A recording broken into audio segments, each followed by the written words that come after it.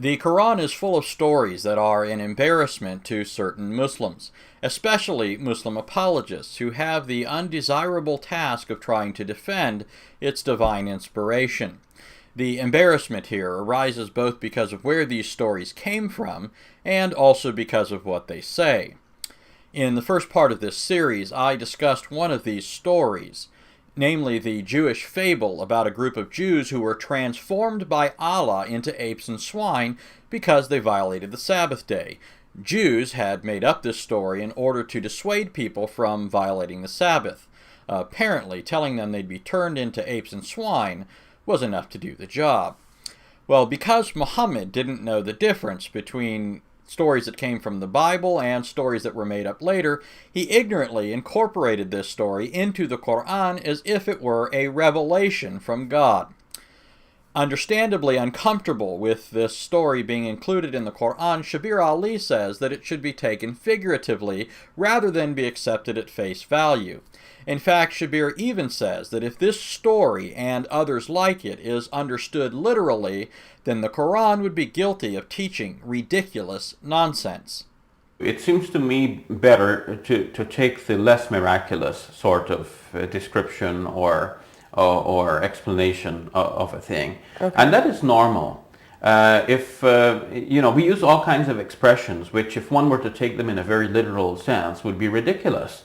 But when we use these expressions, we expect that the listener will take it in a reasonable sense.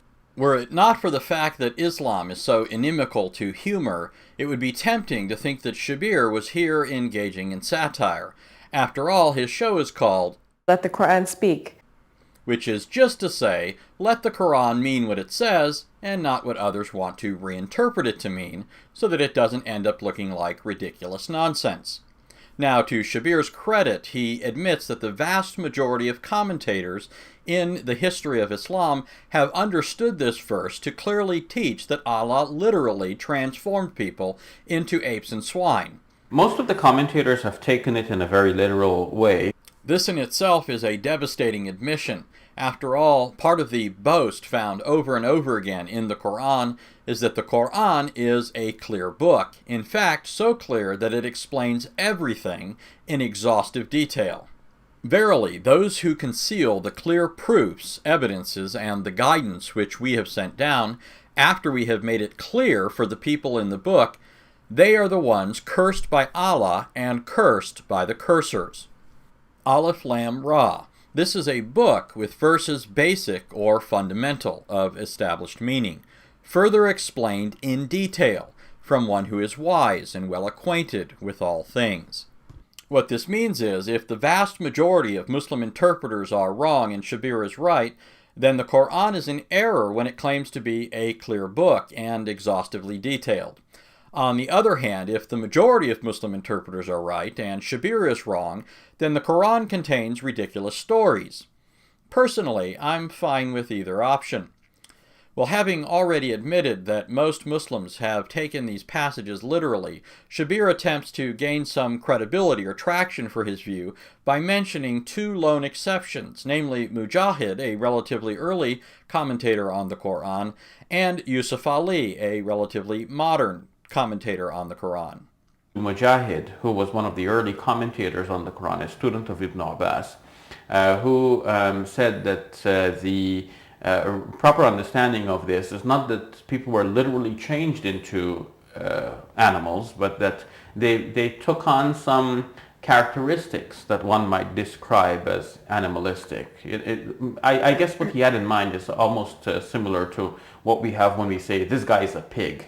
So we don't mean literally he is a pig. We mean that he behaves in a manner that is not refined. And we say that the person eats like a pig or something like this. Yusuf Ali, in his translation of the Quran and in his comments, notes dealing with that, tends to take a more rational stance towards it. While Mujahid does put forth a view that roughly approximates what Shabir believes, he offers no argument for it, nothing that can be evaluated. And so Mujahid's opinion ends up being nothing more than that, just baseless conjecture.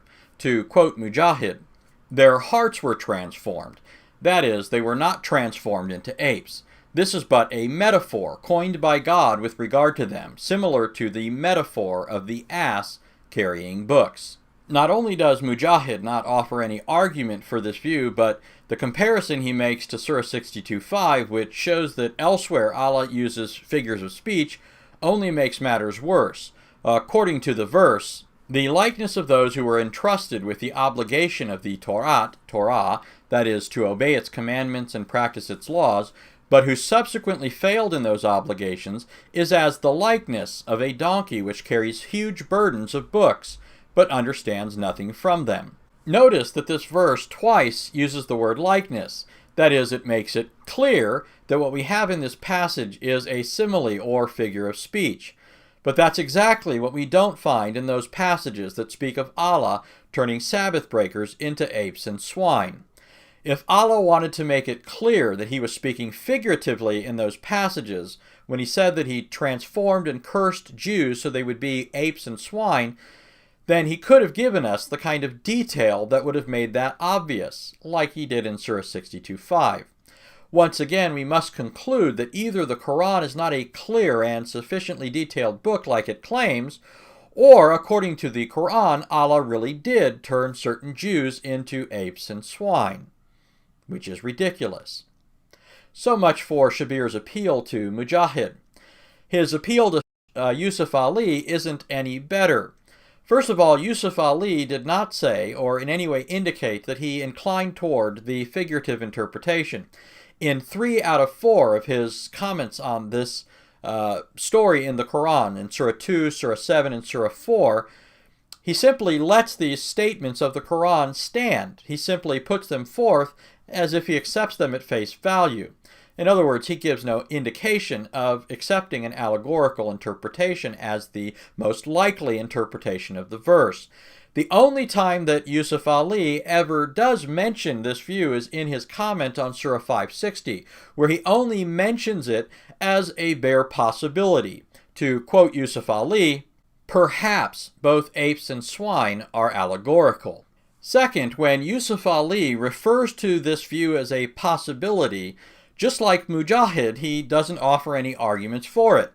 Perhaps that's because there are no arguments for it, at least none worth mentioning.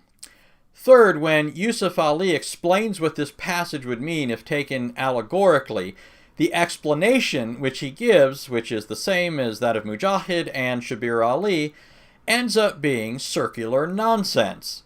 Perhaps both apes and swine are allegorical. Those who falsified Allah's scriptures became lawless like apes, and those who succumbed to filth, gluttony, or gross living became like swine. This interpretation is circular nonsense, since it ends up saying that those lawless individuals who broke the Sabbath were cursed to behave lawlessly, and those Jews who engaged in filthy living on the Sabbath were cursed to engage in filthy living. What a waste of a perfectly good curse. Obviously, since they were already lawless according to the Quran, then the curse of Allah has to refer to something else. In other words, it's not figurative. And you know what that means. If one were to take them in a very literal sense, would be ridiculous.